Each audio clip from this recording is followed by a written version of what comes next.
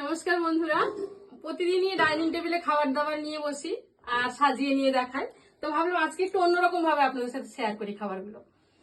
তো আজকে সব যা রান্না করেছি আমি সবকিছু নিয়ে বসে গেছি।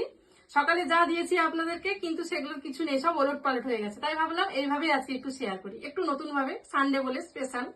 তাই এখানে আছে আমার ভাত, আর এখানে আছে পটল ভাজা, এটা আছে মুগের ডাল, এটা আছে চিংড়ি মাছ দিয়ে পালং শাক আর কচুর একটা তরকারি, এটা আছে বাঁধাকপির তরকারি, আর এটা দেশি চিকেন আর একটা সবজি। এই দুটো এসেছে ওপর থেকে পার্সেল হয়ে, এটা আমার রান্না নয়।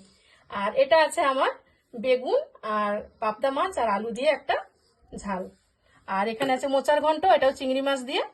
আর এখানে আছে ফুলকপি আর ট্যাংরা মাছ দিয়ে আলু দিয়ে একটা ধনেপাতা দিয়ে ঝাল। আর যেটা একদম স্পেশাল, দেখুন একদম আজকে সানডে ধামাকা যেটা, সেটা হচ্ছে এই ভেটকি মাছের ভাপা। তো এই রেসিপিটা আমি আপনাদের সাথে পরে একদিন শেয়ার করে দেবো। তো এই হচ্ছে আজকের মেনু।